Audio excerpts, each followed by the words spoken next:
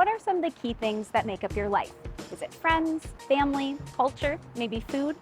These are the things many refugees are forced to leave or adapt to as they resettle, entering into a new place with often new languages, customs, systems, and more. That's on top of the stress that already comes with seeking refuge.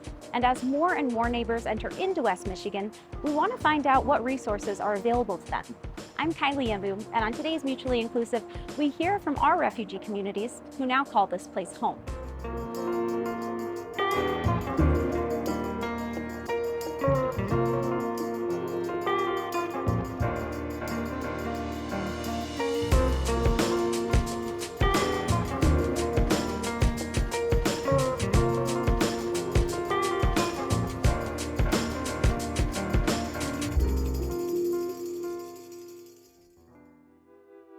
Every day, there are people around the world who make the brave and difficult decision to leave their country, their home, in search of safety. While there are different classifications of new neighbors entering the United States, refugees are people who have been forced to flee their home because of war, violence, or persecution, often without warning. Those in the United States have the opportunity to set down roots as permanent residents and eventually become citizens. And Michigan plays a big role in this, with data showing that we are currently the 6th largest state in the country when it comes to resettling refugees. And here in West Michigan, dedicated organizations are working to ensure these new community members have the tools they need to thrive, not just adults, but children too. Right now, we'll hear from the Refugee Education Center out of Kentwood, which holds a special spot for youth achievement. Within the diverse and vibrant neighborhoods of Kentwood, Michigan, sits a center of inclusion and transformation. I feel so humbled to do this work. One of our values here at Refugee Education Center is mutuality, and we really approach the work in a very mutual way. Founded in 2006 by Somali Bantu refugees, the Refugee Education Center partners with and supports incoming neighbors, ensuring new refugees have the tools needed to fully participate and thrive in their new community. So when a refugee family is resettled in Grand Rapids in the traditional way through a resettlement agency, if they have school-age children, they're referred to us. Our organization has 11 refugee navigators. All of those people are of refugee background. They speak 28 languages among them, and help the family figure out what grade the children are in, where they should go to school, and then guide that enrollment process for the family. When I came here, I was 11 years old, and my parents didn't have refugee community, organization that can be able to assist them with interpreting. In so many ways, I'm really thankful, because when I see this community, it's people that came from the same camp that I was in. So it makes me feel like I'm really serving my mom or my dad or my brothers and sister. Agnes Kamanzi was born in a refugee camp in Rwanda after her parents fled the Congo. She recalls specific challenges in the education system once her family was resettled in the States, a story she hopes to rewrite for kids today. So when I started school, there was no other students that was able to speak Swahili or Kinyarwanda that can communicate with me, and I felt like I was kind of traumatized because they're saying things that I can't understand. And when I went in high school, I started understanding English a little bit. When you have parents-teacher conference, I would tell my parents, but they wouldn't understand. So the fact that I'm working at RAC, it really makes me happy because I'm providing services that I never receive. The center serves individuals 0 to 24 with a variety of education programs designed to meet community members where they're at. So we also run an early childhood center that is focused on providing multilingual, culturally competent, and sensitive care to children. And some of the women who teach at our early childhood center, called Hands Connected, are also refugees themselves. It's a very special place. We also have a program for our high school children. Kids come at an older age. It can be more complicated to get through high school by the time they're age out of high school. So that's its own program with special navigation services for those students. It's not only about preparing students for their academic journey. The center says it's important that local schools are ready to embrace them. A lot of schools around here are prepared for Spanish-speaking youth, but the students we serve are not Spanish-speaking. They speak probably one of 24 languages, and so schools are just not prepared for that multilingual aspect of supporting students. And then a lot of cultural differences that might be experienced in the school, both for the teacher and the other students. We want them to feel prepared to welcome another classmate. For many refugees, education isn't simply defined by lectures or pages in a textbook. The center says it's also about creating a nurturing environment where individuals, especially those who have experienced displacement, can heal and grow. The trauma that our students have experienced before they've come to the U.S. is significant. We try to help schools prepare for that trauma too and just understand the refugee experience. So when I came here, I started in 6th grade. And when I was attending school, our first day of school was very scary for me, and I just ran away. The overall goal is for refugees to feel they can fully participate in the communities as equals, finding their own sustainable path as they make this land home. We go above and beyond, and we step in, we help them with reading letters, submitting application for, let's say, if they need food stamp, and you're already there and they need you to help, you will still provide it so you can have that connection with them. I think that we underestimate the ability for our refugee neighbors to really be successful in America, and we maybe make assumptions that aren't accurate. And so, part of our work is helping our community not think those things anymore, or lifting up the stories that are of success.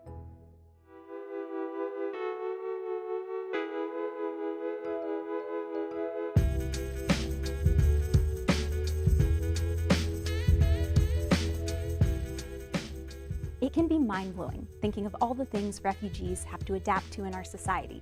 And like the Refugee Education Center said, it's important for our incoming neighbors to feel support from community during their move to the area. There are other impactful organizations also answering this call, like Bethany Christian Services, which since 2002 has resettled more than 17,400 refugees, or Treetops Collective, which connects with and invests in refugee women as they build their new lives. Now, all of this falls on the backdrop of being a welcoming community, but what does that look like on the large scale? Mutually Inclusive's Jennifer Moss is in the studio with members of Kent County's Welcome Plan to find out. Hello, everyone. We are very happy to welcome two people who are very instrumental in helping refugees make America, and more specifically, West Michigan home and Kent County home, of course. Holland de la Cruz, you are the Kent County's Welcome Plan Coordinator, and Dr. Isai Omene, a founding member of the African Collaborative Network, and you served on the West Michigan Welcome Plan Collaborative Data and Metrics Work Group since you began in November of 2022. Welcome to you both. Thank you. We appreciate you being here. So Kylie Ambu just took a look at some of the difficulties faced by refugees, as well as a couple of places that aim to help them and help refugee settle into West Michigan, such as the Refugee Education Center in Kentwood, Bethany Christian Services, and the like. She also mentioned that Michigan is the 6th largest state in the U.S. when it comes to resettling refugees. So tell us, Holland, about Kent County's Welcome Plan and all that's happening there. I guess everything from, you have opportunities to civic engagement. Correct. So Kent County Welcome Plan came about in through research and community engagement back in 2018, 2019. The plan itself launched in September of 2020. So this started as a community-created, community-led initiative that focused on different priority areas: economics, schools, engaging communities, safe communities, access to services, and the like.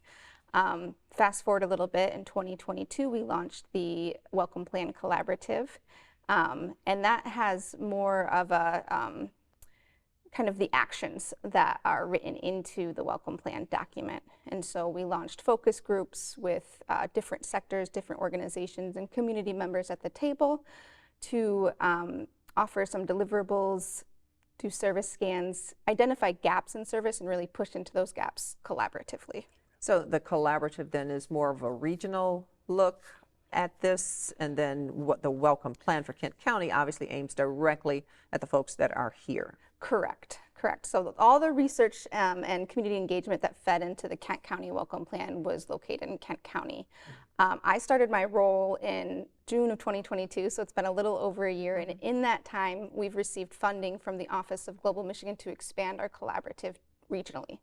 So now predominant areas that we're focusing on are Ottawa and Kent County.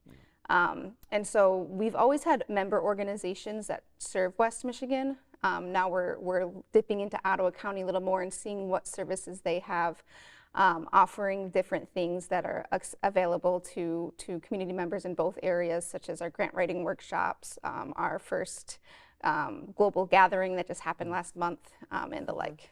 Okay, because you have a lot of activities going on. I saw the weekly newsletter that goes out now, and that gives an update on all the things that are happening so people can stay informed, right? Correct. So, Dr. Omene, you serve on the West Michigan Welcome Plan Collaborative Data and Metrics Work Group, as we mentioned. Yeah. What are you looking at exactly in that capacity? Are we looking at the numbers of refugees here and how you're servicing them? What are you looking at? Yeah, so we're predominantly concerned with putting data behind the decisions that are being made in terms of the services and the things that are provided for welcoming people, not just refugees, but immigrants as a whole into this region, and that includes sometimes translation services. How many languages are spoken? Are there services available for those people? In health, schooling, education. So we're pretty much trying to figure out how much data we can get to give to the other subcommittees to help them enable to actually actualize the work that they want to do. And so it's just easier to be able to do or make policy when you actually have the data to back it up. I was going to say, if you have the numbers and that data, then you can zero in on those needs. Correct, and also to find the gaps, where the gaps in data are, and try to see if we can plug them. How many refugees are we looking at here in West Michigan or Kent County specifically that you are servicing or helping through the Welcome Plan? I don't think we have a fine-tuned number of that, because there really isn't.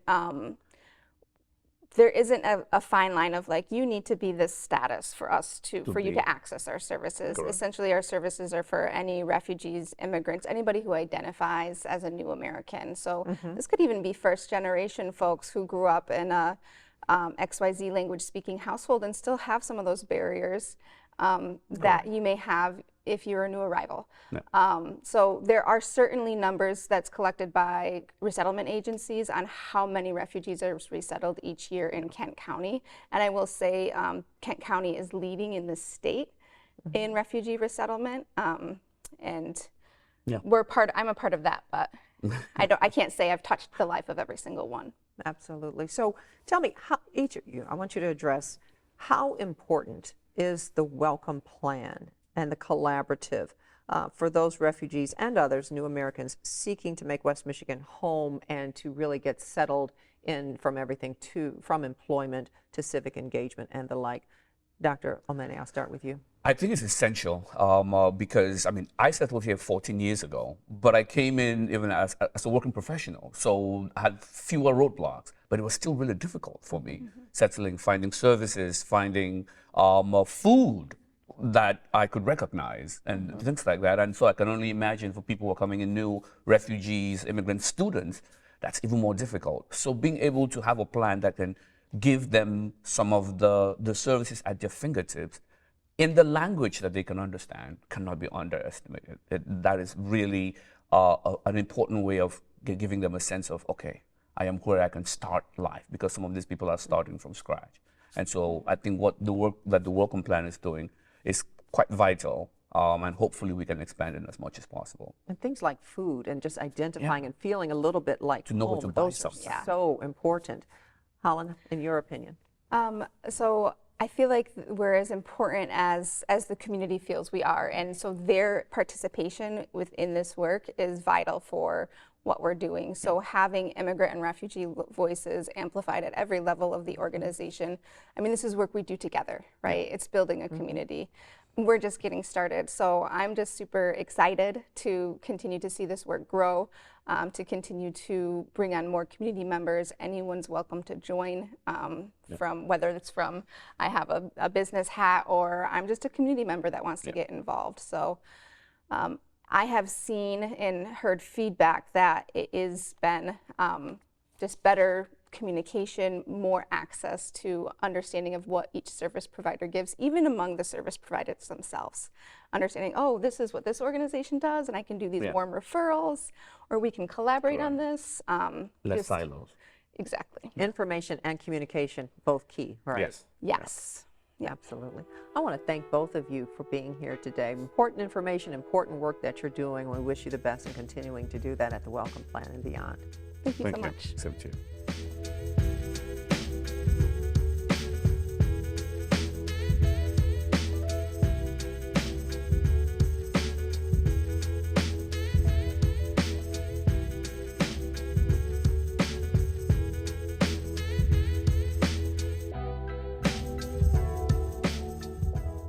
Refugees come from all over the world, and support for each group, each person, each culture may look different.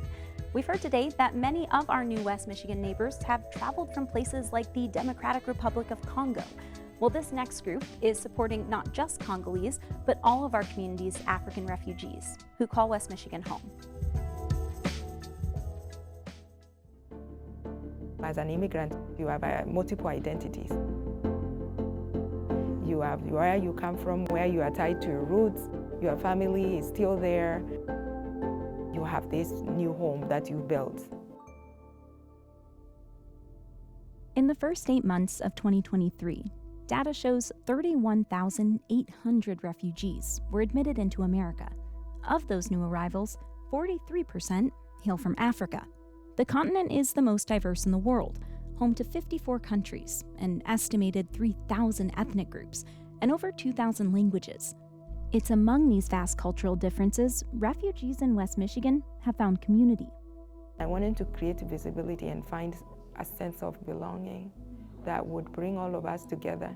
And that's why I say bringing people together is the slogan of A Glimpse of Africa. Frida Kanini is an immigrant from Kenya who wanted to find a better way to support incoming African neighbors, which includes refugees.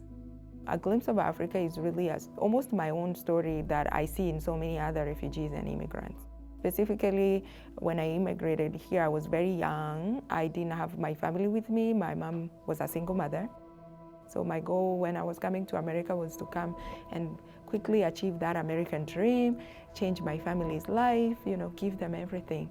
But it wasn't the case. You come, you run into so many obstacles, trying to get your documentations processed, immigration barriers, cultural barriers, systemic barriers, racism, and all those things. With so many newcomers experiencing these types of barriers, A Glimpse of Africa has emerged as a safe haven, offering vital services to West Michigan's African community, from organizing vaccine drives during the pandemic to providing virtual mental health support, and even hosting the largest African cultural festival in West Michigan. There was over 5,000 people downtown at Rosterpark. There was over 60 vendors selling their products from Africa, directly sourced. They were the first time they ever saw a platform to express themselves. That's also another reason that A Glimpse of Africa exists, is to try to collect the data of the African immigrants and refugees, and making sure we are well articulated for when it comes to resource allocations. We are currently actually working with Kent County Health Department to do community health needs assessment. For the first time, they included, you can be identified as African American, but below you are able to say, I'm an immigrant or I'm a refugee for the first time, because we pushed for it. Within the organization, community navigators act as a guiding light, helping newcomers navigate the complexities of foreign land. So these are people who are helping people to know where to go if they have any kind of issues. Just really a lot of socioeconomic determinants of health. Among this work, you'll find Rebecca Dang, who offers help through lived experience. Dang fled Sudan at the age of 5, growing up in a Kenyan refugee camp. At age 15, she was one of few Sudanese girls who were offered admittance to the United States.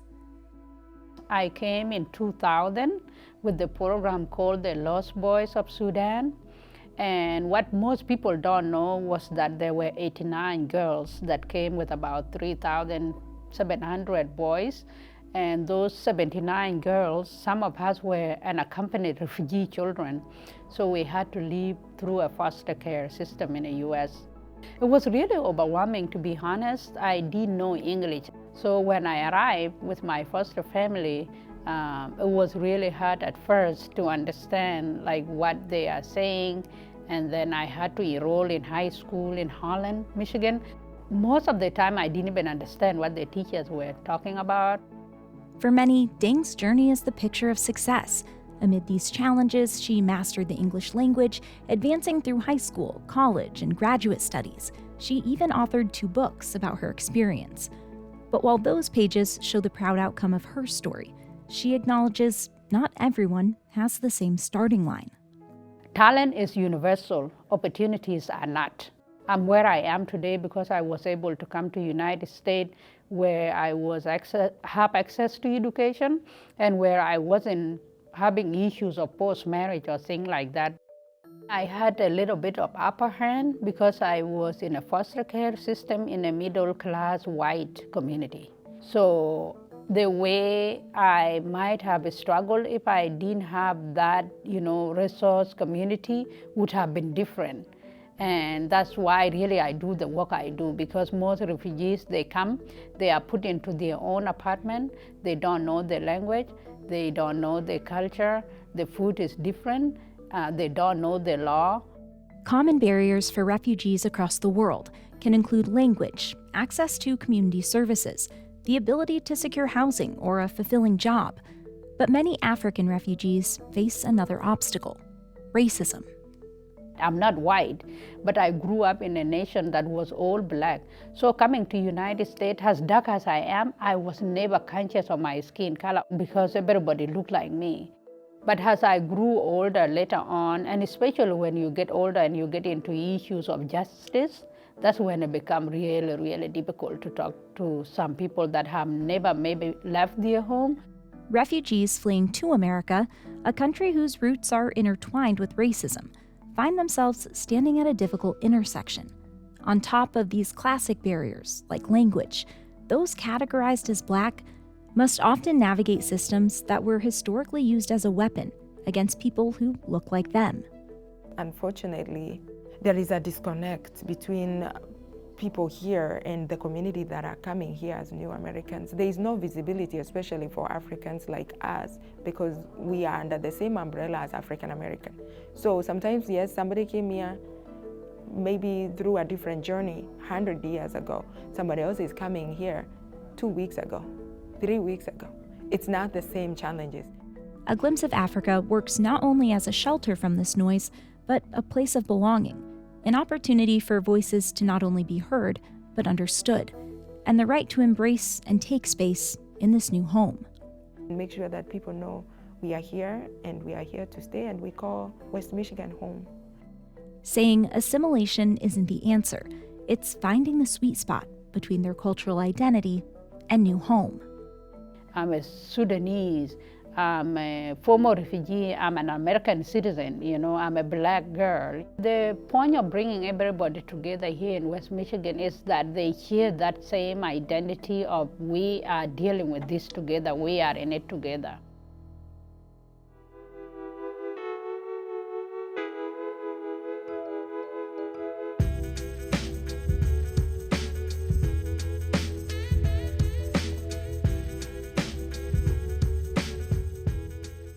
Kylie, it's very important, the information that's been presented here today that lets people know in West Michigan, Kent County, that there are numerous places that can help refugees, become a part of a community and feel at home, because it can be quite difficult. Yeah, absolutely. And I know right now we're focusing more on refugees because they face different, issues coming over, but in the conversation today has also been immigrants. And my dad had immigrated here to the United States from Malaysia. And I know from stories that he had passed down to me, it's difficult. Even the social aspects of a new culture and trying to make friends and trying to have those connections can be really hard if you don't know anyone there, you've never done it before, you're plopped into a new land. Absolutely. And just like Dr. Omene said, even things that a lot of people would just maybe take for granted, like food, and feeling like at home with that, and that peace, finding the food that you're used to, and having it and having stores have a language where you can understand what you're getting and how you're going to assimilate that into